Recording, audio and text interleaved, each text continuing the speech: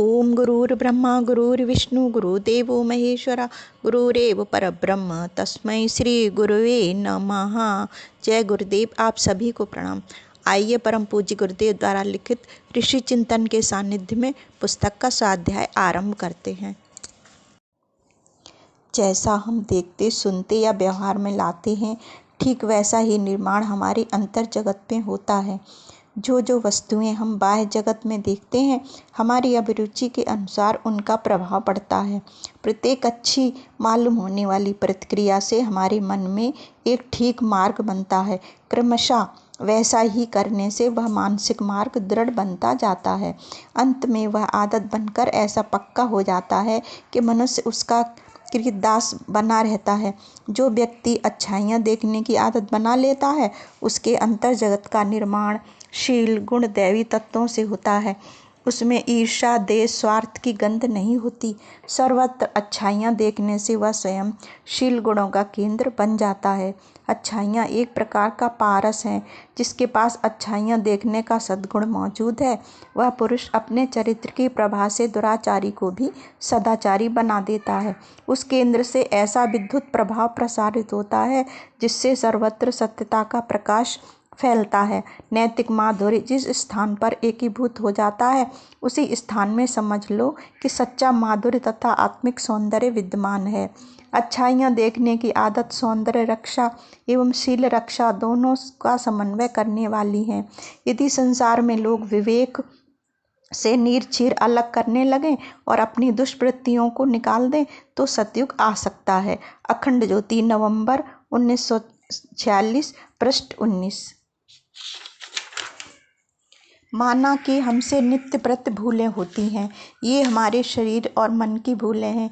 नित्य दंड पाकर वे इन भूलों की क्षतिपूर्ति भी करते रहते हैं। आत्मा, जो कि हमारी मूल सत्ता है, इन नित्य की भूलों से ऊपर है। वह कभी भी भूल या पाप में प्रवृत्त नहीं होती। हर बुरा काम करते समय विरोध करना और हर अच्छा काम करते समय संतोष अनुभव करना, यह उसका निश्चित कार्यक्रम है। अपने इस सनातन स्वभाव को वह कभी नहीं छोड़ सकती।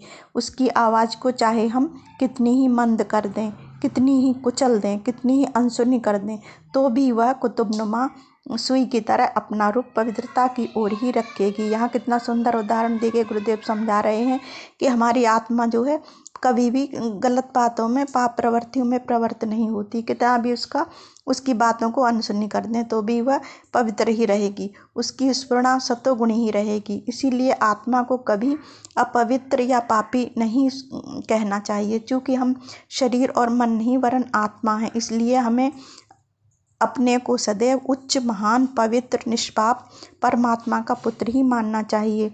अपने प्रति पवित्रता का भाव रखने से हमारा शरीर और मन भी पवित्रता एवं महानता की ओर द्रुत गति से अग्रसर होता है। हम स्वयं कर्ता और भोक्ता हैं। कर्म करने की पूरी स्वतंत्रता हमें प्राप्त है। जैसे कर्म हम करते हैं ईश्वरीय विधान के अनुसार, वैसा फल भी तुरंत या देर में हमें मिल जाता है। इस प्रकार अपने भाग्य के निर्माण करने वाले भी हम स्वयं ही हैं। परिस्थितियों के जन्मदाता हम स्वयं हैं। अखंड ज्योति, जनवरी 1947, पृष्ठ 8। जिसके दोष हम देखने बैठते हैं, उसके दोष ही दोष दिखाई पड़ते हैं। ऐसा मालूम पड़ता है कि प्राणी या पदार्थ में दोष ही भरे हुए हैं, बुराइयां ही बुराइयां हैं, उसमें संचित हैं। पर जब गुणग्राहक दृष्टि से निरीक्षण करने लगते हैं, तो हर प्राणी में, हर पदार्थ में इतनी अच्छाइयाँ, उत्तमताएं, विशेषताएं दिख पड़ती हैं। बहुत सारी विशेषताएं हमें दिख जाती हैं। वस्तुतः संसार का हर प्राणी एवं पदार्थ 3 गुणों से बना है। गुरुदेव यहाँ बता रहे हैं कि उसमें कई बुराइयां होती हैं, जहाँ कई अच्छाइयाँ भी होती हैं। अब ये हमारे हाथ में है कि हम उत्तम तत्वों से लाभ उठाएं या दोषों को स्पर्श कर दुखी बने। हमारे शरीर में कुछ अंग बड़े मनोहर होते हैं, पर कुछ ऐसे कुरूप और दुर्गंधित हैं कि उन्हें ढके रहना ही उचित समझा जाता है। इस गुण दोषमय संसार में हम उपयोगी तत्वों को ढूंढें, उन्हें प्राप्त करें और उनके साथ विचरण करें, तो हमारा जीवन सुखमय हो सकता है। बुराइयों से शिक्षा ग्रहण करें, सावधान हों, बचें और उनका निवारण करने का प्रयत्न करें। अपनी चतुराई का परिचय दें, तो बुराइयां भी हमारे लिए मंगलमय हो सकती हैं। चतुर मनुष्य वह है जो बुराइयों से भी लाभ प्राप्त कर लेता है। गुणग्राहक दृष्टि को जागृत करके हम हर स्थिति में लाभ उठा सकते हैं। अपने स्वरूप को समझो। हम पापी हैं ऐसा कहने मात्र से कोई पुण्यात्मा नहीं बन जाता। पुण्यात्मा होने के लिए तो अंतःकरण को शुद्ध बनाने की आवश्यकता होती है, आत्मा को अनुभव करने की आवश्यकता होती है, अपने को पहचानने की आवश्यकता होती है। मनुष्य जाति की उन्नति का यही साधन है। यदि ईश्वर ने हमें पुण्यात्मा बनाया है तो हमें अपने को पापी क्यों समझना और कहना चाहिए? ये विचार तो क्षुद्र हैं और संकुचित हैं। हृदय को पवित्र बनाइए। कितना बढ़िया गुरुदेव यहाँ हमें बता रहे हैं कि आप पवित्र ही हैं। विचार का बड़ा प्रभाव पड़ता है। यदि अपने को आप पापी समझते रहोगे तो पापी ही बने रहोगे, पर यदि पुण्यात्मा समझना आरंभ करोगे तो पुण्यात्मा हो जाओगे। मृग की नाभि में कस्तूरी होती है, उसकी सुगंध से वह मतवाला रहता है, पर वह उसे बाहर से आती हुई मानकर चारों ओर भटकता फिरता है। इसी प्रकार हम अपने स्वरूप, स्वभाव एवं गुणों को भूलकर भौतिक पदार्थों में आनंद प्राप्त करने के लिए प्रयत्नशील हैं। यही भ्रम है। भ्रम में पड़े हुए मनुष्यों, गुरुदेव यहाँ बता रहे हैं, समझा रहे हैं, उठो, अपने को क्यों पापी समझते हो? अपने क्षुद्र चैतन्य निष्पाप ब्रह्म स्वरूप को समझो। अंधेरे में खड़े होकर अंधेरा अंधेरा कहने से कभी अंधेरे का नाश नहीं होगा। धीरे से आत्मज्योति रूपी दिया सलाई जला दो, सब अंधेरा भाग जाएगा। अखंड ज्योति, अगस्त 1948, पृष्ठ 18। हमारा लक्ष्य क्या है, इसका हमें पता तक नहीं। यही आश्चर्य का विषय है। सभी लोग धन बांटते हैं, पर उसका हेतु क्या है, इसका उत्तर बिरले ही दे सकेंगे। सभी करते हैं कि हम भी करें, हम भी खाते हैं तो हम भी खाएं, सभी कमाते हैं तो हम भी कमाएं।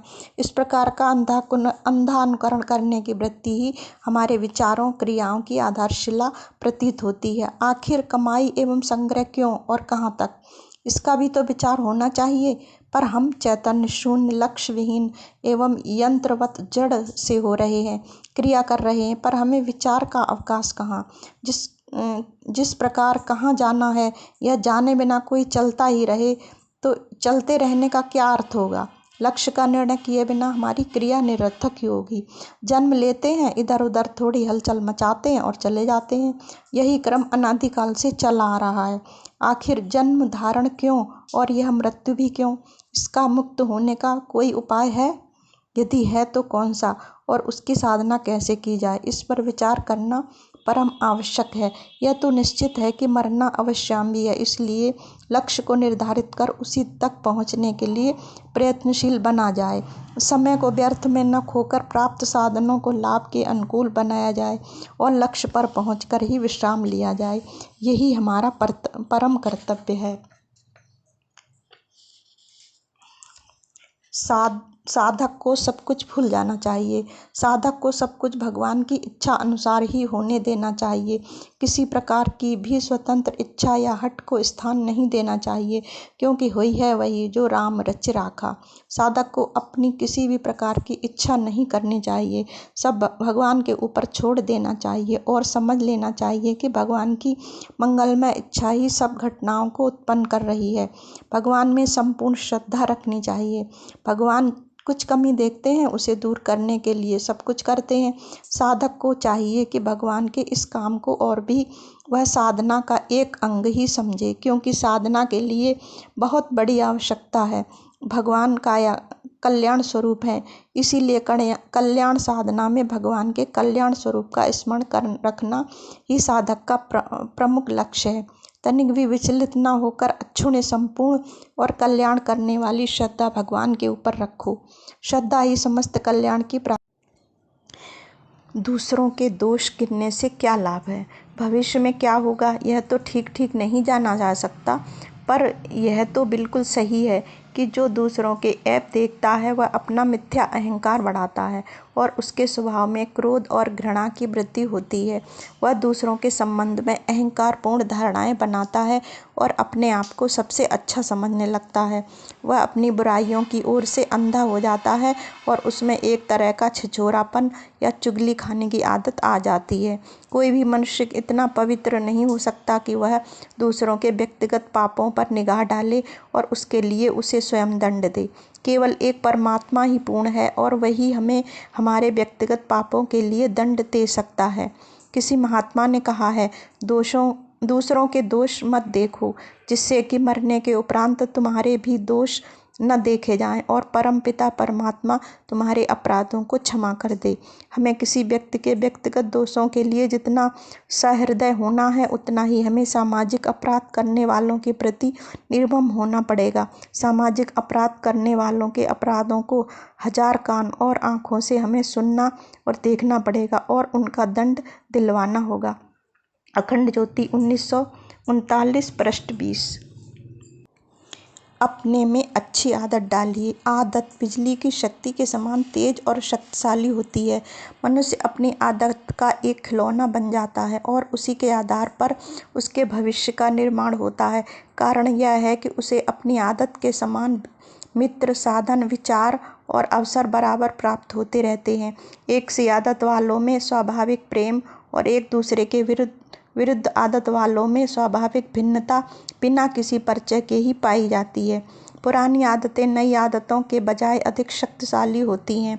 जब कभी आप नई आदतों का बीजारोपण करना चाहते हैं तो पुरानी आदतें उसमें बार बार बाधा डालती हैं और नई आदत के बढ़ने से रोकती हैं। इससे वह नई आदत डालने वाला व्यक्ति घबरा कर निराश हो जाता है और जब तक वह आदत के सिद्धांत और असलियत का अनुभव नहीं कर लेता, सोचता है कि वह बदनसीब है, परंतु ऐसा सोचना भूल है। पुरानी आदतें जो आज इतनी प्रबल हो रही हैं, एक दिन में नहीं पड़ गईं। काफ़ी लंबे समय तक काफ़ी दिलचस्पी के साथ अनेक बार उन्हें क्रिया रूप में परिणित किया गया है, तब ये आज इतनी मजबूत बन पाई हैं कि हमारे मन पर वे अधिकार जमा सकती हैं और नई आदतों को न जमने देने के लिए संघर्ष करती हैं। आप अच्छी आदत डालिए, क्योंकि आदतों से ही मनुष्य के जीवन धारा का निर्माण होता है। ओम गुरुर्ब्रह्मा गुरुर्विष्णु गुरुदेवो महेश्वरा गुरुरेव परब्रह्म तस्मै श्री गुरुवे नमः। जय गुरुदेव। आप सभी को प्रणाम।